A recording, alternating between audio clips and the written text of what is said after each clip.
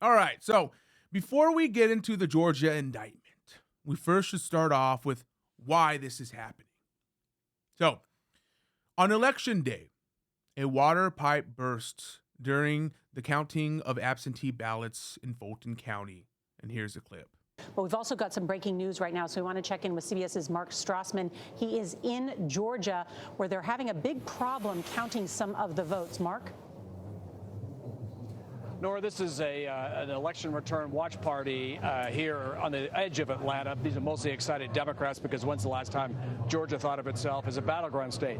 After a record early returns and essentially a day of problem-free voting, there is now a hitch in the tabulation of votes. I'm standing in Fulton County. Fulton County includes a chunk of Atlanta.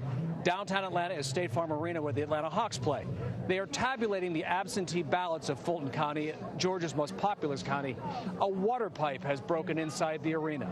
They had counted 86,000 absentee ballots. We don't know how many more they have yet to tabulate, but all the tabulation of those ballots has now stopped. We're told by election officials they may not finish tabulating those votes for a day or two. So depending how close the rest of the state is, we may not know the result of this critical battleground state for another day or two. Yeah. I remember that because I was at work when that happened. I was like, oh, shit. This is going to be a long fucking election. You know, and I thought we were going to start seeing more results come in the next day. But that didn't happen because at 3 a.m., they started counting again. And Biden ends up winning Georgia.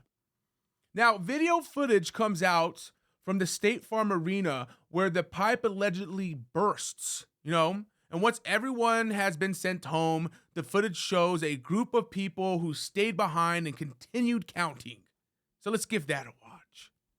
This table, the black one, was placed there by the lady with the blonde braids at about 8:22 a.m. in the morning. So she put that table there. So the same person who's staying behind now, the same person who cleared the place out under the pretense that we're going to stop counting, is the person who put the table there at 8:22 in the morning. Yeah, I saw 4 suitcases come out from underneath the table.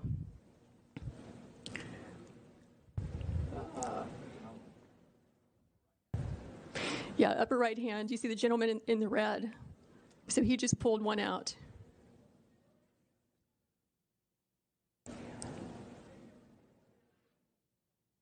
So what are these ballots doing there, separate from all the other ballots? And why are they only counting them whenever the place is cleared out with no witnesses? Is the question. So these machines can process about 3,000 ballots an hour. You have multiple machines there, and they're there for 2 hours. So you do the math. How many ballots went through those machines in those 2 hours when there was no one there to supervise, to be present, consistent with your statutes and rules, to supervise the tabulation? That is a great question. You know, why did they continue counting after they sent everyone home and there was nobody there to supervise the tabulation? I'm not saying that that little incident would have gave Trump, you know, the win in Georgia, but it's a weird thing that happened, you know. It doesn't make any sense. And then a watchdog company found that ballots in Fulton County, Georgia, were double counted. And here's an article to prove that. So because of restrictions, they want me to pay to read their article and they can go fuck themselves. I'm having to use the Wayback Machine. So this is from the Atlanta Journal-Constitution. Some ballots initially double counted in Fulton before recounts. Almost 200 duplicates found when ballot images made public. So with those 2 incidences that took place in Fulton County, I would say Trump questioning and seeking legal counsel on how to approach and conduct a legal audit on the results of the election is reasonable. But what I think is reasonable, Georgia thinks is criminal conduct, even though saying that you think there was election fraud and lawyers providing you with counsel and avenues for you to challenge an election outcome is protected by the Constitution, Georgia says, we don't care. We will do legal gymnastics to poke holes in the Constitution and shit on your rights. And that is exactly what's happening. Georgia is using an artful interpretation of the RICO Act, which is created to take down criminal organizations. They are implying that President Trump and his team of legal advisors are a criminal enterprise. How does that make sense? Here's Fani Willis announcing the indictment. Thank you for joining us. I'm here with the prosecutors and investigators who have worked diligently on the investigation of criminal attempts to interfere in the administration of Georgia's 2020 presidential election. Today, based on information developed by that investigation, a Fulton County grand jury returned a true bill of indictment, charging 19 individuals with violations of Georgia law arising from a criminal conspiracy to overturn the results of the 2020 presidential election in this state. The indictment includes 41 felony counts and is 97 pages long. Please remember that everyone charged in this bill of indictment is presumed innocent. Specifically, the indictment brings felony charges against Donald John Trump, Rudolph William Louis Giuliani, John Charles Eastman. Why does she talk that way? Mark Randall Meadows. I don't like it.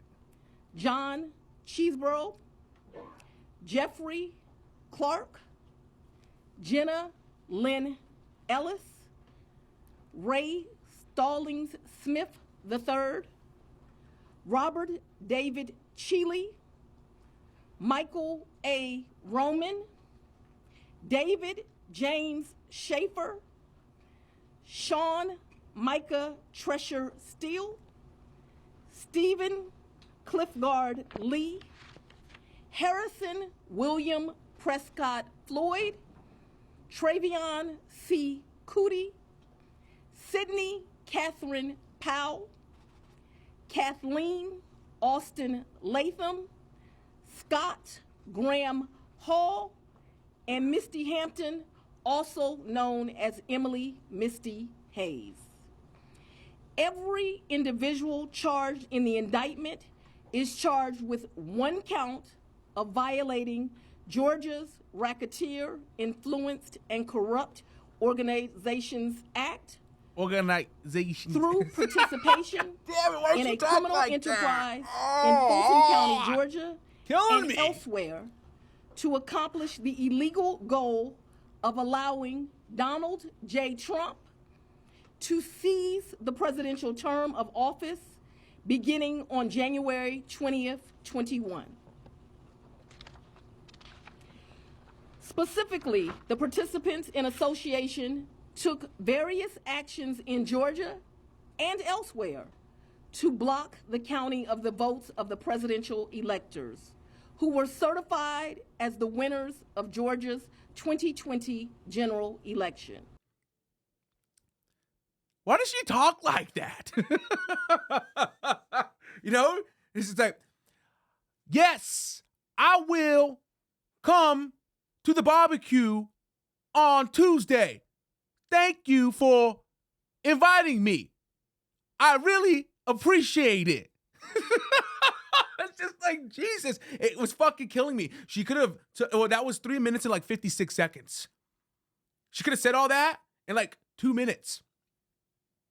But her pronunciation of every goddamn word made the clip a lot longer than what it should have been. Oh, man, dude. Oh, no. So, I went through the 96-page, indictment. Unfortunately.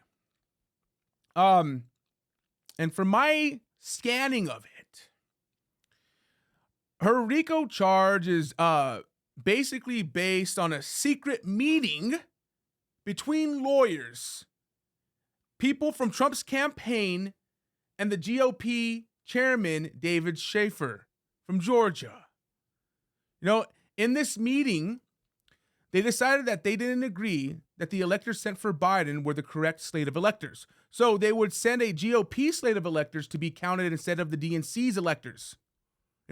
Giving Trump the victory in Georgia. Now, both slate of electors from Georgia would come to Mike Pence, and it would be his sole decision on which slate of electors to count for Georgia. No, none of this is illegal. No, it has happened many times throughout our history of presidential elections. And the biggest one was in Hawaii's first presidential election. And this is from the Hawaii Free Press. So, turnout topped 93% in Hawaii. The state's results was close, just as the nation was overall. Nixon initially appeared to be the winner by 141 votes, and the Republicans' governor declared him the winner. But a judge granted the Kennedy's team request for a recount. As it dragged on, the judge rejected GOP's attempts to stop the counts. When the mid-December date came for the Electoral College to meet, this year, it's December 14th, both Republican and Democrat electors sent their votes to Washington to be counted. Kennedy eventually was declared the winner in Hawaii's recount by 115 votes, but the two sets of certifications were waiting when the joint session of Congress convened. Democrats, including Rep. Daniel K. Inyor, I think that's how you say his last name, were ready to lodge an objection if the GOP slate was counted. But the presiding officer, the Senate president, who also is the vice president, Nixon, pushed the issue aside. So, before the recount even happened, Democrats in Hawaii said, we don't agree with the Republican slate of electors, so we are sending our own.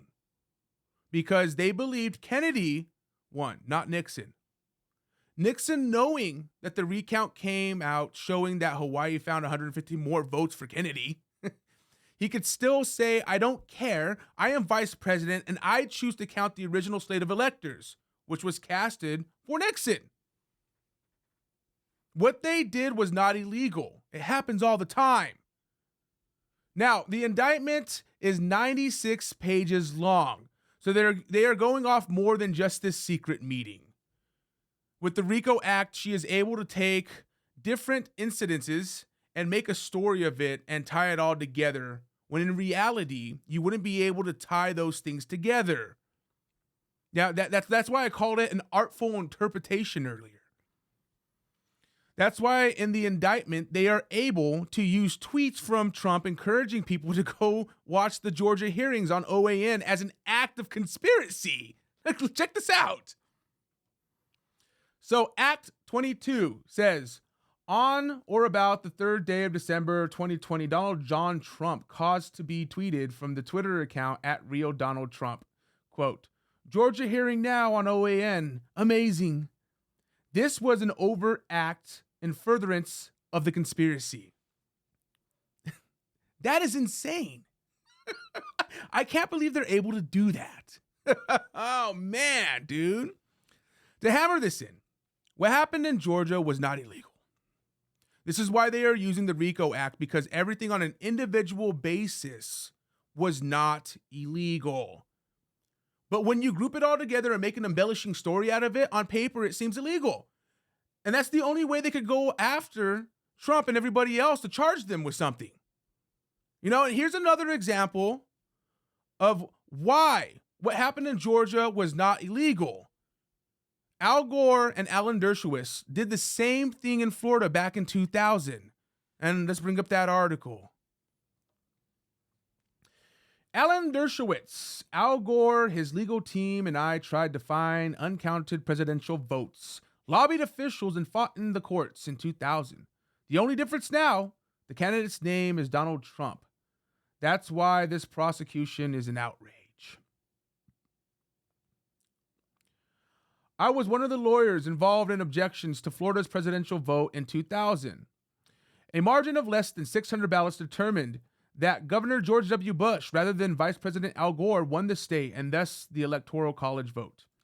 I was convinced then, and I am convinced now, that this result was wrong. No one was indicted, disbarred, disciplined, or even much criticized for those efforts, yet here we stand today. President Donald Trump and 18 other defendants has been charged with election fraud, conspiracy, racketeering, and more under a law designed to take down criminal organizations known as the RICO Act. Should Al Gore have been charged in 2000? What about me? I represented the voters of Palm Beach County, many of whom voted by mistake for Pat Buchanan rather than Gore because of the infamous butterfly ballots and hanging chads that prevented their votes from being accurately counted. During the course of our challenges, many tactics similar to those employed in 2020 were attempted. Lawyers wrote legal memoranda outlining possible course of conduct, including proposing a slate of alternate electors who would deliver our preferred election results to Congress.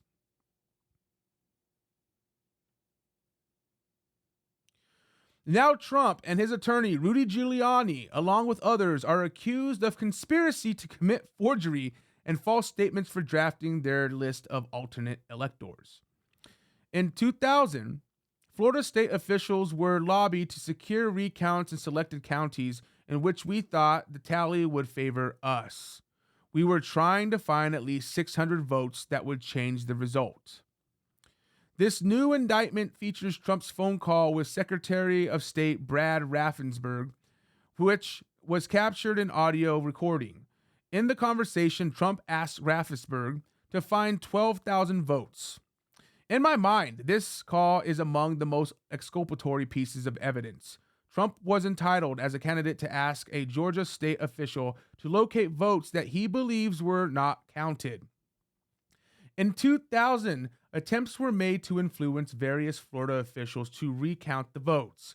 Now, the former president's request that Georgia's Republican Speaker of the House reconsider the count is being charged as soliciting a public official to violate his oath.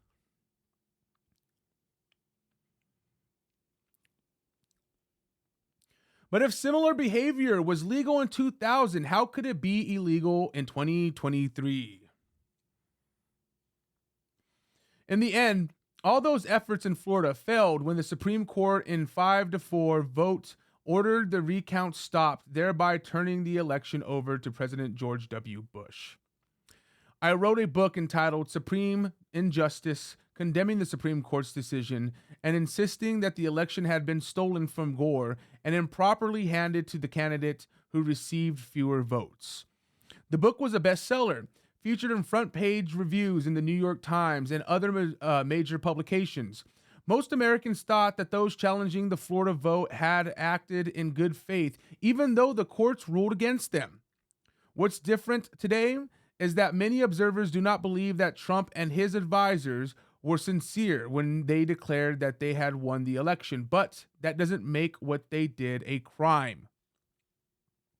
The Georgia indictment hinges on the allegation that Trump was lying in order to corruptly prevent the inauguration of the candidate who won the election fair and square. Conspiracy and RICO violations are specific intent crimes. In order to secure a conviction, prosecutors must prove a personalized agreement to join a criminal activity. That will be an incredibly difficult case to make, especially regarding Trump himself, who, to my knowledge, has never wavered from his belief that the election was stolen. He is wrong, but again, that is not enough to prove him guilty. The First Amendment and general crime law principles protect the right to be wrong, especially if the right is based on an honest mistake or belief. Many point to the claim that Trump's associates allegedly stole voting machine data, but that accusation is hotly contested.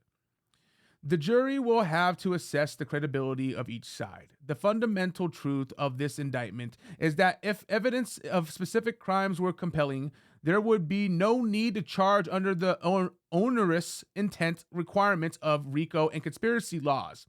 The proof is not compelling because these electoral challenges have precedent. Once again, as with the preceding 3 Trump indictments, the law is being stretched to its limits in order to snare a former president.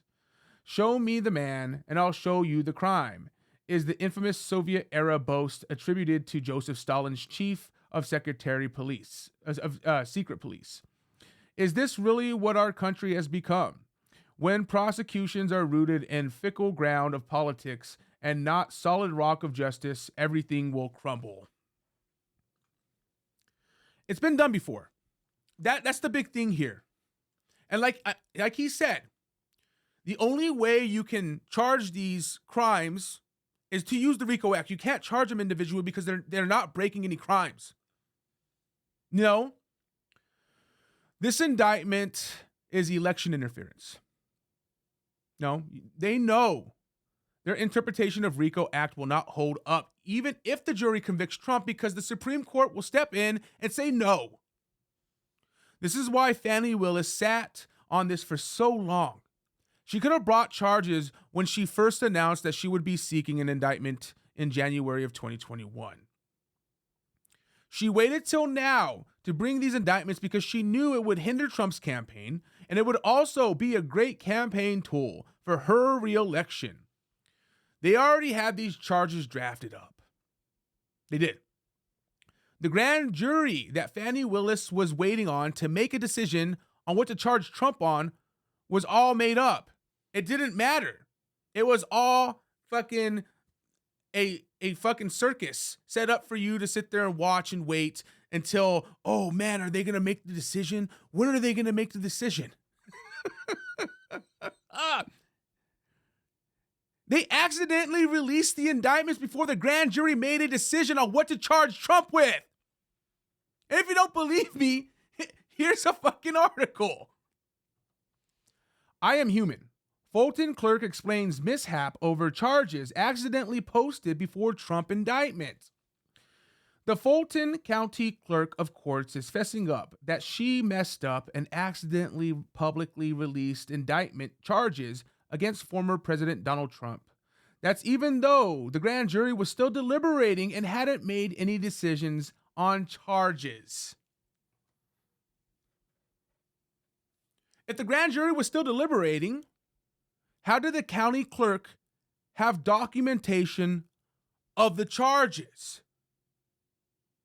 You know, how did she accidentally release things that didn't fucking exist? How? And here's the document she released. So, case 23SC1888945, the state of Georgia versus Donald John Trump. It was released 8/14/23 at 12:39 p.m. They didn't come out and actually say that the grand jury was done deliberating and released charges till like fucking 3 a.m. the next day. I think it was like 1 a.m. Insane. And all these charges here, if I was to bring up, and I forgot to grab it, but if I were to bring up the actual indictment that they released, the official indictment, every single one of these charges lines up to what they have on their piece of paper.